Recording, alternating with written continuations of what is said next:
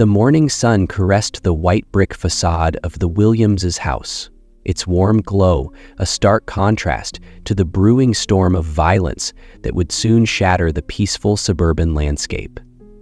Jane stepped onto the front porch, her 6-month pregnancy evident in the gentle curve of her belly, a soft smile playing on her lips as she breathed in the crisp morning air. Inside her mind, a gentle narrative unfolded, a surprise dinner planned, a moment of love carefully choreographed for her husband David. The baby within her seemed to respond to her excitement, a subtle kick that made her chuckle softly.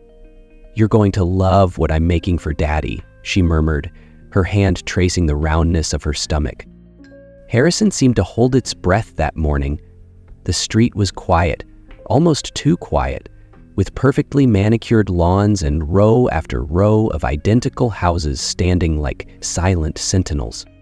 Jane's steps were light, her movements careful, the waddle of a soon-to-be mother who had learned to navigate the world with newfound caution and grace. She didn't know it then, but each step was bringing her closer to a moment that would fracture her world, a moment that would transform the quiet suburban morning into a nightmare of violence and betrayal. The first sign that something was wrong came with the screech of tires against asphalt. The sound cut through the morning's tranquility like a knife, sharp and unexpected. Jane turned, her hand instinctively moving to protect her belly, to shield the life growing within her. A police cruiser had pulled up beside her, its black and white exterior gleaming under the sunlight. The driver's side door swung open with a violent urgency that sent a chill down Jane's spine. Officer Kyle emerged, his stance aggressive, his eyes hard and calculating. There was something predatory in his movement, something that spoke of power unchecked and authority twisted into something malevolent. "Stop right there," he barked, the words explosive in the quiet morning. Jane felt her heart rate spike. Her mind raced. She was doing nothing wrong. She was simply a pregnant woman walking to the store, planning a surprise, living her life. "Excuse me?" she responded, her voice firm, despite the tremor of fear beginning to build inside her. "Is there a problem, officer?" Kyle's response was immediate, devoid of the professional courtesy one might expect from law enforcement. "I need to see your ID," he demanded, each word a bullet of aggression.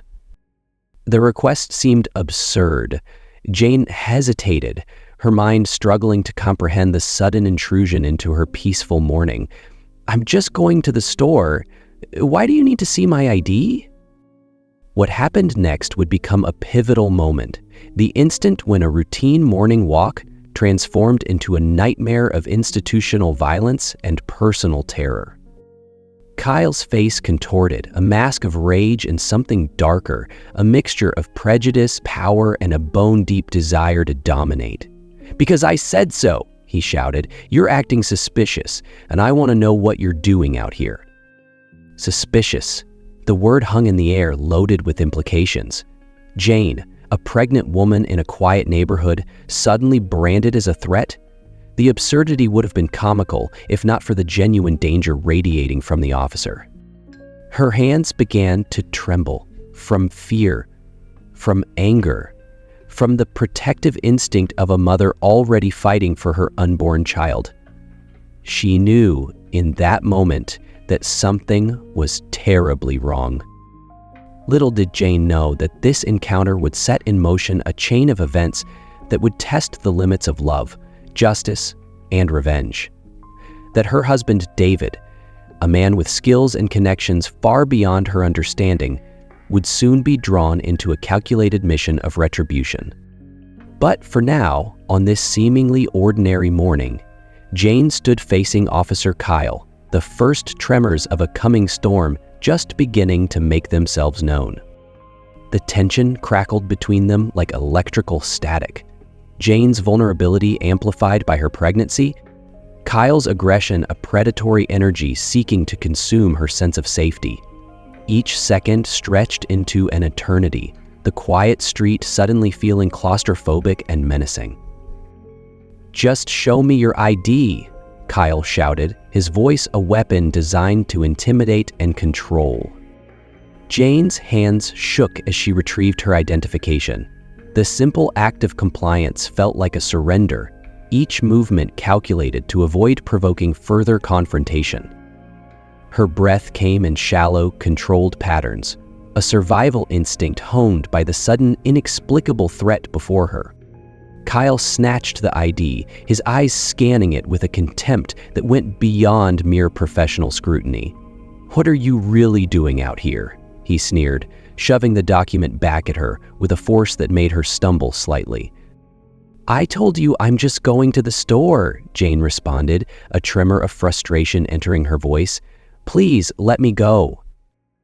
But Kyle wasn't interested in resolution. His gaze swept over her, taking in her pregnant form with a mixture of aggression and something darker, a calculated malevolence that seemed to seek conflict. Bystanders had begun to notice. A few pedestrians slowed their morning walks, sensing the charged atmosphere. Windows in nearby houses subtly adjusted, curtains shifted, blinds angled to capture the unfolding drama. "Stop resisting!" Kyle suddenly bellowed, his voice designed to draw attention, to create a narrative of confrontation where none existed. "I'm not resisting." Jane's plea was raw, genuine. "Please, I just want to go to the store." The next moments would be etched into Jane's memory, a sequence of horror that would define her understanding of vulnerability and violence. Without warning, Kyle lunged forward.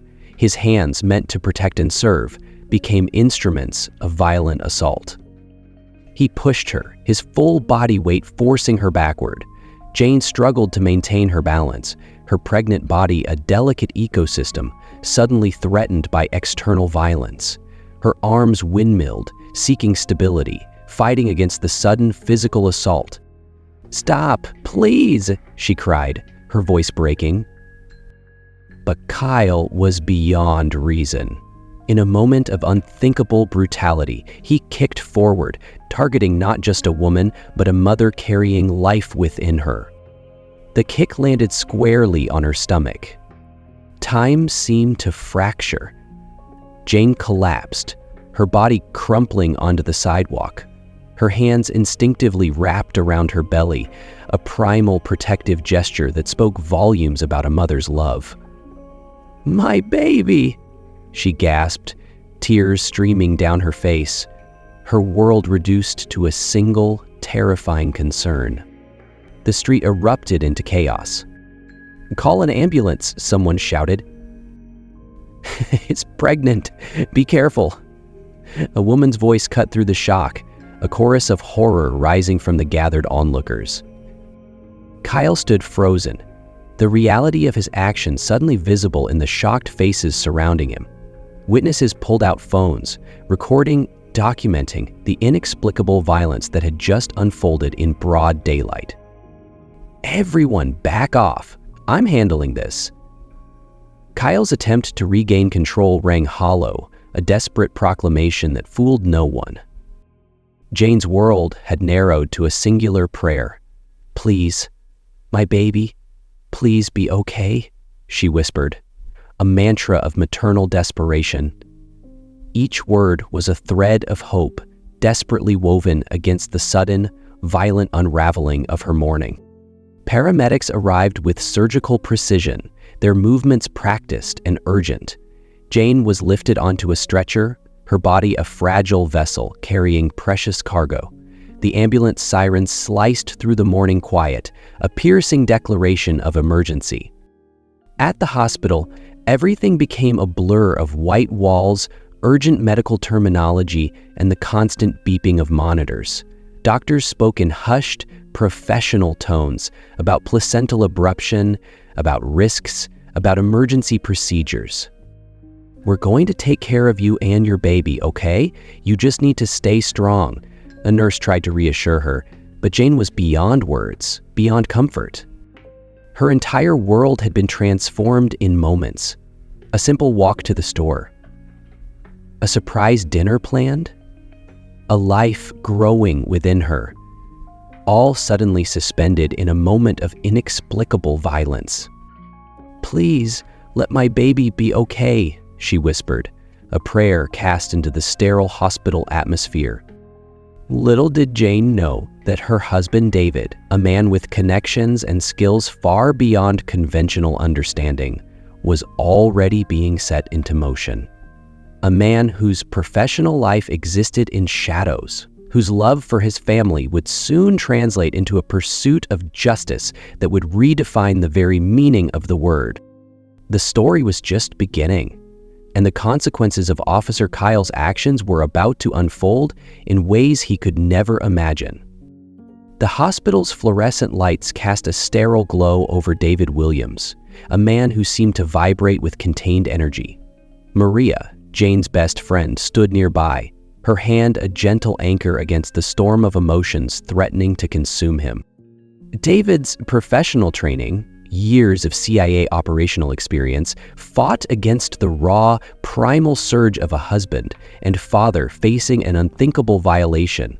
His hands, normally instruments of calculated precision, now clenched and unclenched with barely restrained fury. "Tell me everything," he said to Maria, his voice a low, dangerous whisper that promised consequences. Maria recounted the incident with clinical precision, each word adding fuel to the slow-burning fire of David's resolve. The details of Kyle's unprovoked attack against a pregnant woman transformed David from a loving husband into something far more dangerous, a man with the skills and determination to ensure justice would be served. In the hospital room, Jane lay connected to a web of monitors, her body a battlefield of medical intervention. The doctors had managed to save their son, a premature infant fighting his own battle in the neonatal intensive care unit. 3 pounds, 2 ounces of pure resilience, fighting against the violent interruption of his journey into the world. David approached Jane's bedside, his touch impossibly gentle considering the rage brewing beneath his controlled exterior. "I'm here," he whispered, "and I'm going to make this right." Jane's eyes, filled with a mixture of pain and hope, met his. "The baby?" she asked, her voice weak but persistent. "He's strong," David reassured her, "just like his mother." The local police department's initial response was a study in institutional protection. When David arrived with video evidence collected from street cameras and witness statements, he was met with bureaucratic deflection.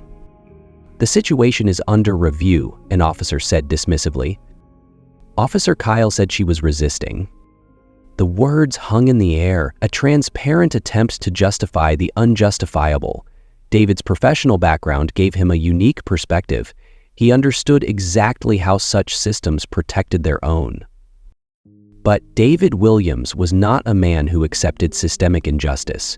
His CIA training had taught him that justice was rarely found within official channels.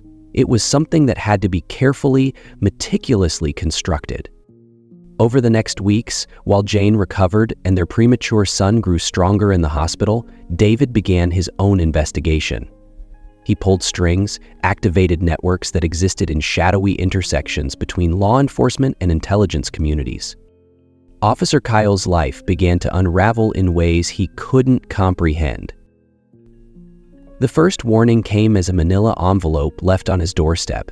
Inside were photographs, images documenting Kyle's own history of misconduct, complaints filed and buried, incidents of racial profiling, moments of excessive force carefully documented but never prosecuted.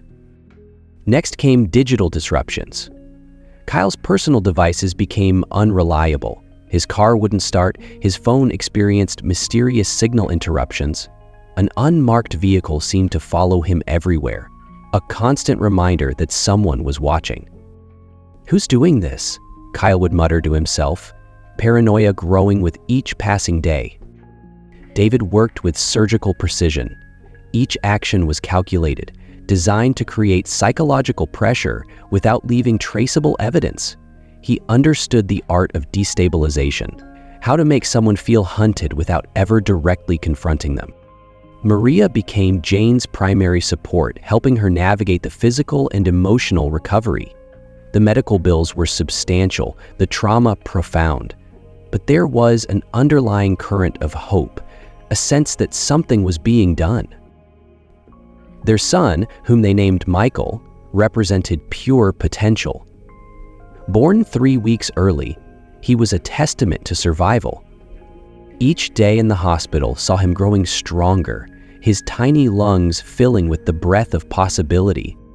David would sit beside Jane's hospital bed, holding her hand, sharing minimal details about his progress. "My job is to keep you safe," he would say, a statement that carried layers of meaning neither fully explored. The turning point came unexpectedly. A press conference was called with Kyle standing before local media, his previous bravado completely dissolved. "I want to apologize to Jane Williams and her family," he announced, his voice breaking. "What I did was wrong. I am resigning, effective immediately." The apology seemed both sudden and incomplete. But for Jane, watching from her hospital room, it represented the first step toward healing. "David," she asked later, her curiosity piqued, "how did this happen? Why would he give up like that?" David's response was characteristically measured. "Sometimes, people need to see the consequences of their actions." Jane's eyes held a mixture of love, trust, and a growing suspicion about the true nature of her husband's professional life. "I've always wondered about your job. What do you really do?" His response was simple, absolute. "My job is to keep you safe. That's all that matters." In his private office, surrounded by carefully secured documents, David Williams represented something beyond a traditional husband or father. He was a guardian, a protector, who understood that justice sometimes required actions that existed beyond conventional boundaries. The press conference marked a turning point, but for David Williams, it was merely a preliminary move in a much larger strategic game. Kyle's public resignation was not an ending, but a carefully orchestrated step in a more complex plan of retribution. David knew that true accountability required more than a performative apology. The system that had protected Kyle, that had allowed such violence to occur unchecked, needed to be dismantled systematically, surgically. In his private study, a room that Jane had never fully explored, David began assembling the final pieces of his intricate plan. CIA documents, carefully preserved photographs, and digital files created a mosaic of institutional corruption that extended far beyond a single officer's misconduct. Kyle, meanwhile, was unraveling. The psychological pressure David had carefully applied was taking its toll. What had begun as subtle disruptions had transformed into a pervasive sense of being hunted. Every shadow seemed to hold a threat, every unexpected sound a potential consequence.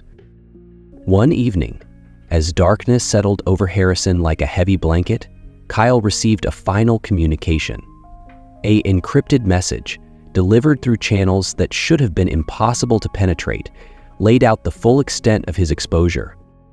The document was a comprehensive file, decades of misconduct, buried complaints, racial profiling incidents, and systematic abuse of power. Each page was a damning piece of evidence that threatened not just his career, but his entire future. "We know everything," the accompanying note read, its simplicity more terrifying than any elaborate threat.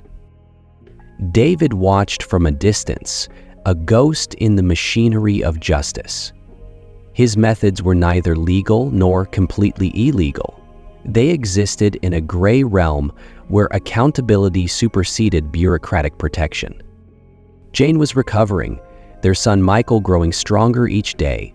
The hospital had become a sanctuary of healing, a counterpoint to the calculated vengeance being enacted beyond its walls. Sometimes the most powerful weapon is information, David had once told Jane during a rare moment of openness about his work. Now, he was proving that axiom with surgical precision. Kyle's world continued to disintegrate. Professional contacts grew distant. His union representation became suspiciously unavailable. The support system he had relied on for years suddenly seemed to evaporate, leaving him exposed and vulnerable. The breaking point came unexpectedly. A congressional hearing was convened, ostensibly about police conduct in small suburban districts. But the real target was the systemic culture of violence and protection that had allowed officers like Kyle to operate with impunity. David's carefully compiled evidence became the centerpiece of the investigation. Anonymous tips, corroborating witness statements, and a trail of digital breadcrumbs painted a picture far more extensive than a single incident with Jane. Kyle sat before the committee, his previous confidence completely stripped away. He was no longer the aggressive officer who had attacked a pregnant woman. Now he was a man completely exposed, his entire career and personal history laid bare for public scrutiny. "How many others?" the committee chairman asked, his voice cutting through the charged atmosphere. "How many other incidents went unreported, uninvestigated?" The silence was more damning than any testimony. Jane watched the proceedings from home, Michael cradled in her arms. David sat beside her, his hand gently touching her shoulder, a gesture of both protection and solidarity. "Is this what justice looks like?" Jane asked, her voice a mixture of pain and hope. David's response was measured. "Justice is a process, not a single moment. What matters is that the truth comes out." The hearing resulted in more than Kyle's complete professional destruction.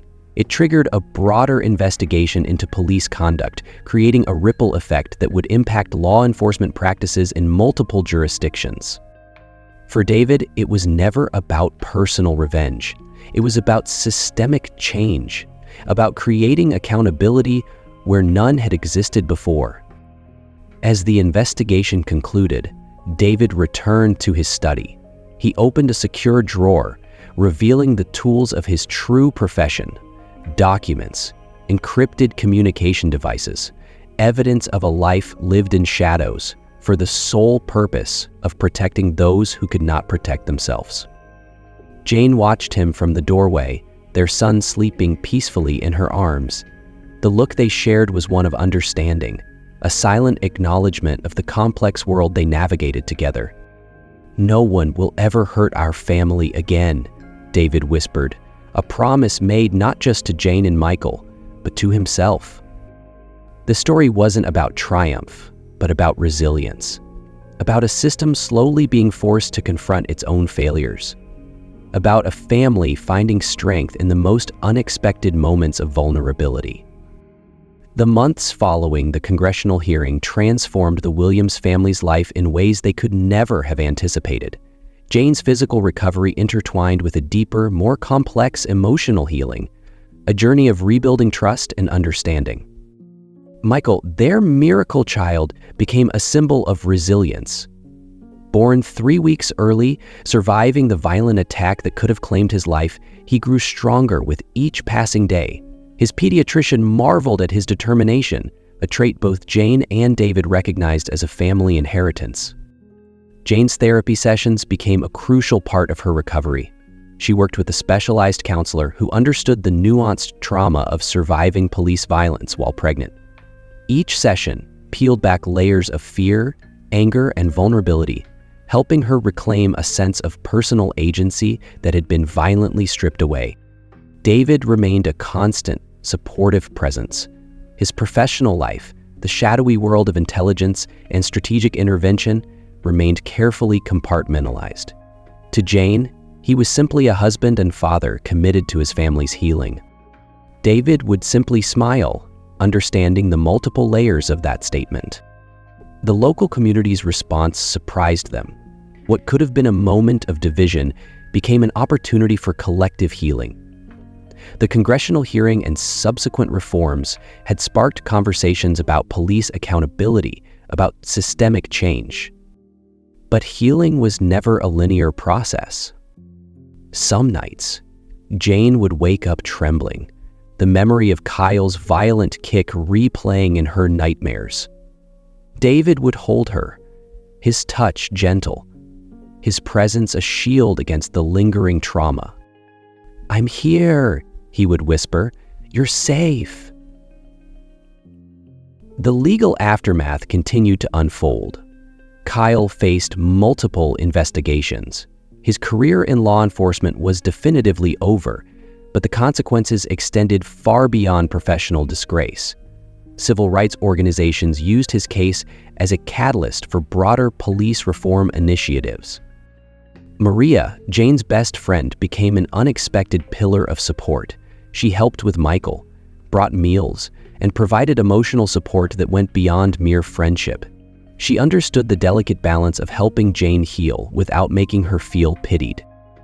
David's professional network, those shadowy connections he had carefully cultivated over years of intelligence work, remained subtly active. The investigation into Kyle had exposed a broader pattern of institutional misconduct. Quiet reforms were happening behind the scenes. Transfers, additional training, increased accountability measures. But for David, true satisfaction came from watching his family rebuild. Jane slowly returned to her professional life as a graphic designer, adapting her work schedule to care for Michael. Each day brought small victories, a completed project, a moment of pure joy with her son, a night of uninterrupted sleep. Their home became a sanctuary of healing. The white brick house that had once represented peaceful suburban normalcy now symbolized something more profound: resilience, love, and the ability to rebuild after profound violation. Michael's first birthday became a celebration of survival. Surrounded by close friends and family, the Williams family reflected on the journey that had brought them to this moment. "Is a fighter," Jane would say, watching Michael explore the world with curiosity and strength. Jane began sharing her story not as a victim, but as a survivor. She spoke at community events, worked with advocacy groups, transforming her personal trauma into a platform for broader social change. David watched her transformation with quiet admiration. The woman who had been brutally attacked was now a powerful voice for change, her vulnerability becoming a source of strength. Their relationship, tested by trauma, emerged stronger. They had always been a team, but now that partnership was forged in something deeper than love, a mutual understanding of survival, of fighting for justice, of protecting what matters most. On quiet evenings, with Michael asleep and the house settled into peaceful silence, Jane would sometimes ask David about his work. "You've never fully told me what you do," she would say. His response remained consistent. "My job is to keep you safe. That's all that matters."